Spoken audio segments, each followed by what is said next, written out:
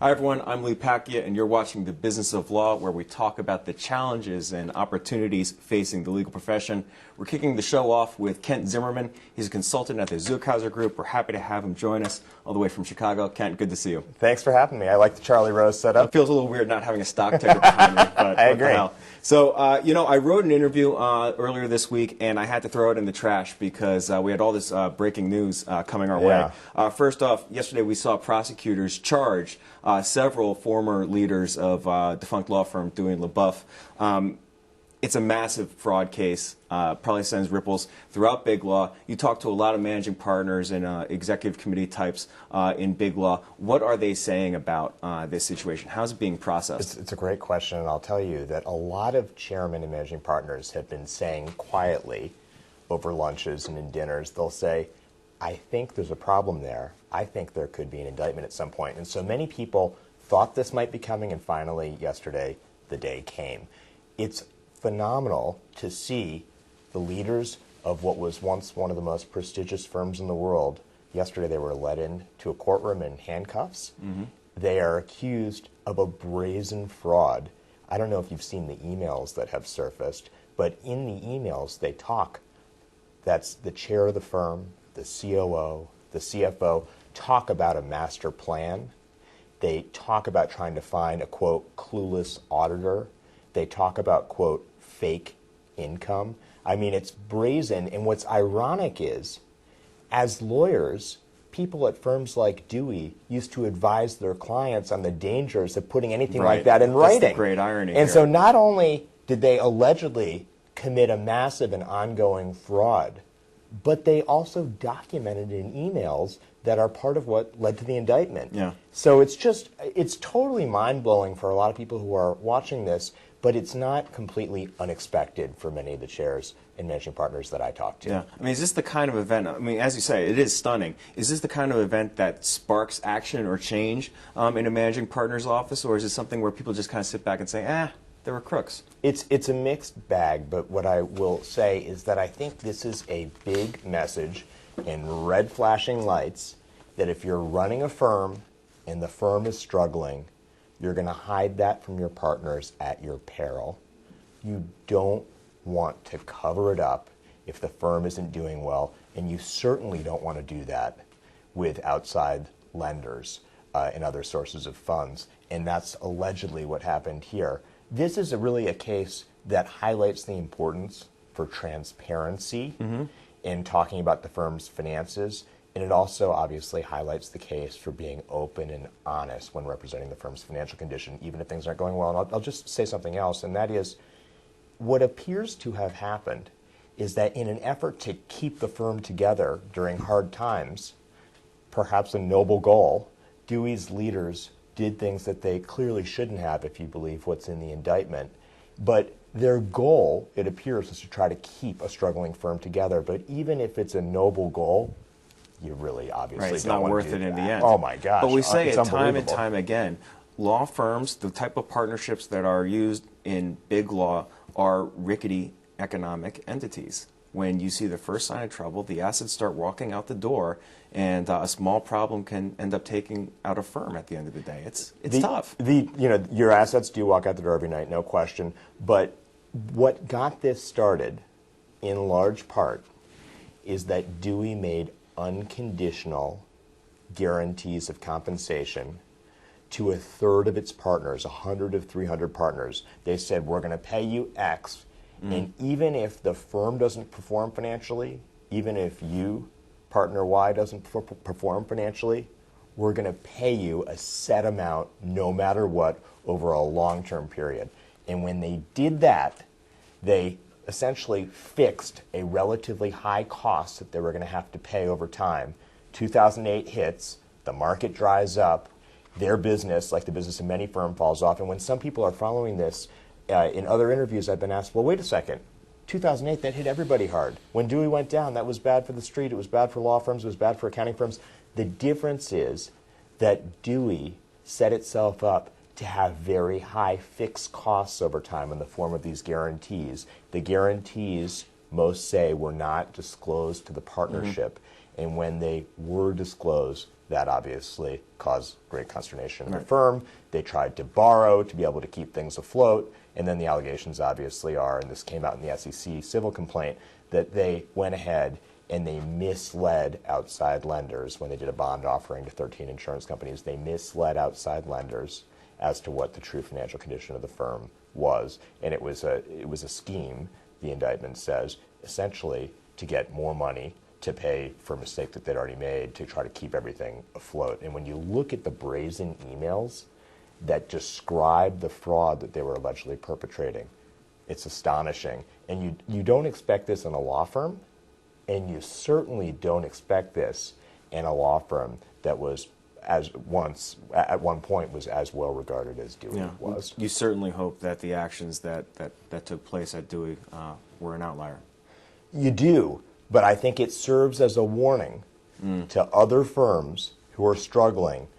It's not worth it, even if you're trying to put on a happy face, even if your goal is to hold a firm together, you need to be honest. And I'll tell you, my experience is that when firms struggle, there's a tension. And the tension facing the leadership of the firm is, on the one hand, you want to keep everybody in their seats at the firm. You don't want people to start going to other firms because that could unravel things. So on the one hand, you want to keep everybody, put a seatbelt on everybody and keep them in their seats. And you do that typically by portraying a bright future and that things are going to be okay, generally. But on the other hand, the other tension, the other part of the tension, is that you need to be open and honest about the firm's financial condition, and you can't mislead people. And that's the tension that gets particularly strong when firms are struggling. So let me ask you, is law still in recovery mode? We've been talking about it like that for the last couple of years now. Has something changed, or is it more of the same? We would say this is an industry in transition, is what we would say. That's diplomatic. So we are going off many, many years, and we're still in this, where productivity measured by hours is far lower than it historically has been. At most firms, partner hours are at least 100 hours lower. Why is that? Is the work just not out there? In many firms, they've seen a decline in demand for the work that these people were doing before, and I think the simple way to explain it is, in most firms, there's too many attorneys for not enough work to go around. Behind the scenes, behind the story, there are still stealth layoffs going on. There are still quietly partners being exited from firms. Unfortunately, though, and by the way, I would just add, that is often a good thing. Sometimes in the media, you see, oh, there's layoffs, they must be in trouble. Actually, often when there's layoffs, it's a sign that a firm is getting financially stronger by shrinking and exiting chronically underperforming parts of the firm. So it can be a good thing when firms shrink, and many strong firms shrink to grow financially stronger still. So that can be good. But unfortunately, in many firms, rather than exiting chronically underperforming partners, what they've done is they switch them from equity status to non-equity status. And that, unfortunately, in many firms is what has happened more often than exiting those chronically underperforming partners. In the strongest firms, there is a major lack of tolerance for chronically underperforming partners and other lawyers, and those people are counseled out. That's what the strongest firms do, and other firms can learn from that. I would also say we're seeing realization at historic lows. About 83% last year is where we saw realization. That suggests that... What's realization? Realization is the percent of the amount that's billed, which is collected. So if I bill you for $100, if realization is 83%, I'm only collecting 83 of those dollars. It suggests discounts, write-offs, and it suggests that firms are not collecting as much as they should. And the extent to which firms have lower and lower realizations puts a squeeze on their margins. So you've got realization at historic lows, you've got hours lower than they should be, demand is shaky, and although some firms are hitting it out of the park, there are many, many others that aren't. We estimate that 10 to 20% of the Amla 200 have been badly weakened since 2008, and some subset of that 10 to 20% are so weak they could fail this year or next. Let's talk about profitability. The Wall Street firms traditionally have led the pack globally. How are they doing today? Most Wall Street firms are performing with great strength. We're doing some work with Wall Street firms now. I'll tell you that the big thing that has changed with the Wall Street firms is that it used to be all they'd care about is other Wall Street firms. Right. That used to be their world. That's changing. The competitive landscape is changing. Now you're seeing other firms coming up and getting on the screen. Kirkland, Gibson, Latham being among the big three that are more often on the screen. It used to be that people on Wall Street, they didn't care about what Kirkland, which is perceived as some Chicago firm, was doing, or what Gibson, which is perceived as some LA firm, or same with Latham.